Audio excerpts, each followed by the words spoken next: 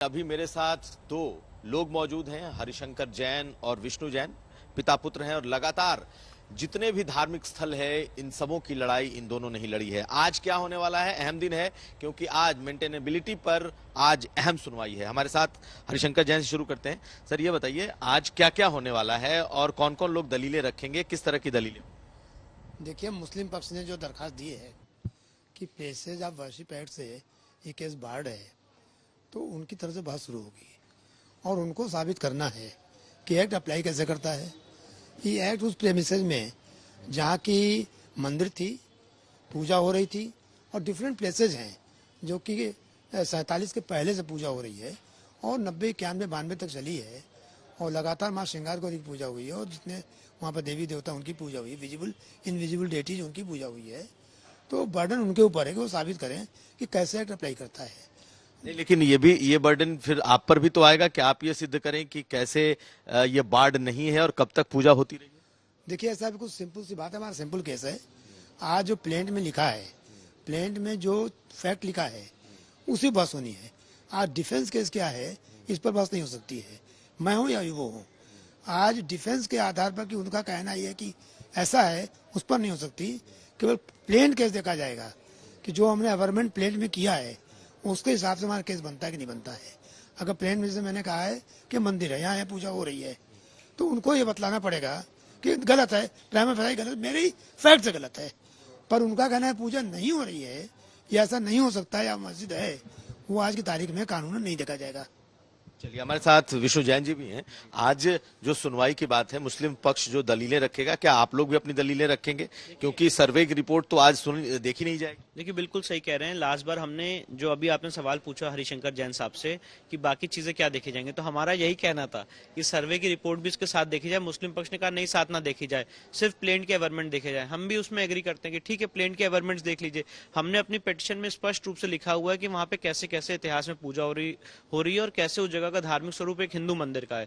तो सीपीसी में बहुत ही सेटल्ड लीगल पोजीशन है कि जब ऑर्डर 7 रूल 11 की कोई एप्लीकेशन लगाता है तो सिर्फ प्लेन के एवरमेंट्स देखे जाते हैं कि और उससे देखा जाता है केस बनता है कि नहीं बनता है। अगर हमारे प्लेन पढ़ के ये साबित होता है कि हमारा केस बनता है तो उनकी 7/11 की जो एप्लीकेशन है मेंटेनेबिलिटी की डिसमिस होगी, जब तक कि वो ये ना दिखा लें कि हमने कोई ऐसी बात कही नहीं है प्लेंट में जिससे हमारा केस नहीं बनता है। 45 पैरा का ये प्लेंट है, हर एक बात बहुत स्पष्ट रूप से लिखी हुई है कैसे वहां पे हिंदू पूजा कर रहे थे। और देखिए, मैं एक बात और कहना चाहता हूँ, इस जगह का स्वरूप एक हिंदू मंदिर का है। जो एडवोकेट कमीशन की रिपोर्ट आई है उसमें लिखा हुआ है स्पष्ट रूप से कि ये शिवलिंग है, क्या क्या हिंदू देवी देवताओं के चिन्ह मिले, इतिहास में कैसे मंदिर रहा है। थोड़ी और कमीशन की कार्रवाई आगे होनी है। इसीलिए जो उनका मेन ऑब्जेक्शन है कि ये प्लेसेस ऑफ वर्शिप एक्ट से बार्ड है, मुझे लगता है कि ऐसा वो नहीं कह सकते हैं क्योंकि जगह का धार्मिक स्वरूप एक हिंदू मंदिर का था। प्लेसेस ऑफ वर्शिप एक्ट तो उनके विरुद्ध जाता है। सेक्शन 3 के वायलेशन में उन्होंने एक हिंदू मंदिर को कन्वर्ट करके वहां पे नमाज और पूजा की है।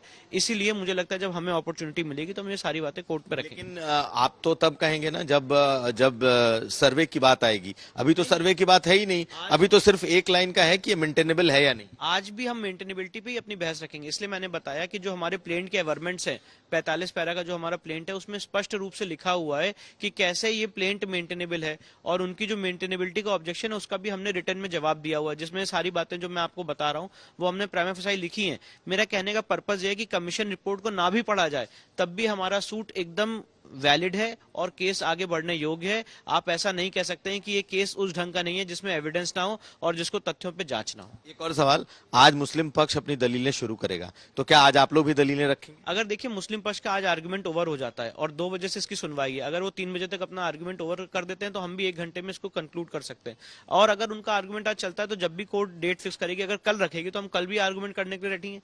मेरे सीनियर हरिशंकर जैन साहब भी यहाँ पे हुए हैं, डे टू डे सुनवाई के लिए भी रेडी है। जैसे वो सुनवाई करना चाहते हैं, हम चाहते हैं इस मामले की सुनवाई हो, डिले ना हो। वो अपने आर्गुमेंट्स करें, डे टू डे सुनवाई करें, जितने दिन सुनवाई करना है हम यहीं पे रहेंगे, पर इसकी सुनवाई करके ही जाएंगे। सर ये बताइए कि शंकर जैन जी की ये जब सुनवाई आज होगी तो क्या कोई तथ्य के साथ सबूत भी रखे जाएंगे या सिर्फ बातों से ही इसके पक्ष और विपक्ष की बातें की जाएंगी? मैंने अभी आपसे बतलाया और विष्णु जी ने भी बतलाया कि ये आज 7/11 की एप्लीकेशन है।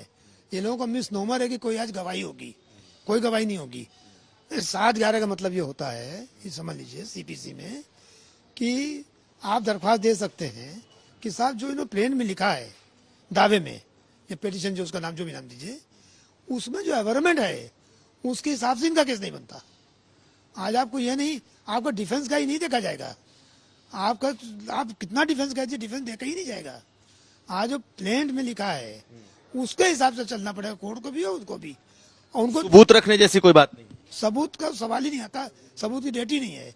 वो तो जब केस आगे बढ़ेगा, इश्यूज फ्रेम होंगे, तो जो डॉक्यूमेंट दाखिल हो जाएंगे, उसके बाद गवाही की डेट आएगी, वो अपनी गवाही देंगे, अपनी गवाही देंगे। आज कोई गवाही नहीं होनी है। आज तो सिंपल सी बात है, उनको ये दिखलाना पड़ेगा कि प्लेंट के हिसाब से केस नहीं बनता, तभी 7/11 सूट डिसमिस हो सकता है। अगर प्लेंट के हिसाब से केस बनता है, कुछ भी बनता है, तो 7/11 में प्लेंट कभी डिसमिस नहीं हो सकती। आप कितने कॉन्फिडेंट हैं विष्णु जी कि आप ये खारिज नहीं होगा? क्यों नहीं होगा? देखिए, हम 200% कॉन्फिडेंट है। उसका कारण ये है कि प्लेंट पे हमने स्पष्ट रूप से लिखा है कि कैसे वहां पे इतिहास में पूजा हो रही थी, कैसे वहां पे हिंदू देवी देवताओं का अस्तित्व था, कैसे हमारा अस्तित्व मिटा के ये इलीगल इंक्रोचमेंट करने की कोशिश की गई है। और देखिए, इस बात की, इस टेक्निकलिटी को मैं भी थोड़ा सा एक्सप्लेन करना चाहता हूं कि आज कोर्ट हमारा डिफेंस नहीं देखेगी कि हम क्या क्या एविडेंस लाएंगे।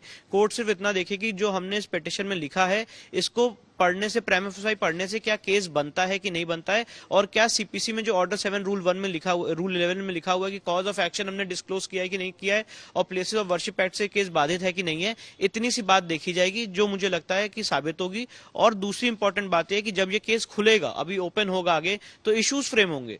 वो अगर जो भी बातें कहना चाहते हैं उसमें इश्यूज फ्रेम होंगे, उसके बाद एविडेंस आएगी, और उसके बाद फाइनली इसका डिसीजन हो सकता है। मैंने वही आपको बताया कि ये उस नेचर का केस नहीं है कि आप कह दें प्राइमा फेसी इसको रिजेक्ट करते हैं, आउटराइट थ्रो करते हैं, क्योंकि बहुत सारी चीजें कोर्ट के रिकॉर्ड पे आ चुकी हैं और बहुत सारी चीजें कोर्ट के रिकॉर्ड पे आना बाकी हैं। तो हमारा जो डिफेंस है आज तो वो देखा ही नहीं जाएगा, सिर्फ प्लेंट को पढ़ा जाएगा और इससे ये देखा जाएगा, ना उनका डिफेंस देखा जाएगा, सिर्फ प्लेंट को पढ़ा जाएगा और ये देखा जाएगा इससे केस बनता है कि नहीं बनता। लेकिन असदुद्दीन ओवैसी या मुस्लिम पक्ष कहता है कि 1991 से यह बार्ड है कि आप कोई भी सुनवाई कर ही नहीं सकते। देखिए, मैं ये कह रहा हूं कि ये टोटली गलत इंटरप्रिटेशन है। अगर आप माननीय सुप्रीम कोर्ट की भी हियरिंग देखेंगे तो अग्यारी और क्रॉस का भी एग्जाम्पल दिया गया था कि अगर किसी ने अग्यारी को क्रॉस में कन्वर्ट कर दिया तब क्या होगा। धार्मिक स्वरूप तय करना बहुत जरूरी है, और इसलिए यही बात हमने अपनी प्लीडिंग्स में भी लिखी है कि इस जगह का धार्मिक स्वरूप एक हिंदू मंदिर का है, और जब ये केस ओपन होगा तो उसमें एविडेंस लीड करेंगे, कमीशन की रिपोर्ट आ चुकी है, और भी चीजें आएंगी। इसीलिए आप ये नहीं कह सकते कि प्लेसेस ऑफ वर्शिप एक्ट से केस बाधित है। चलिए, तो बैक टू स्टूडियो हमारे साथ दोनों लोग मौजूद थे और दोनों ने ये साफ कहा है कि आज सिर्फ और सिर्फ प्लेन पढ़ा जाएगा और उसी के आधार पर तय हो जाएगा। ठीक है, बहुत बहुत शुक्रिया कुमार अभिषेक।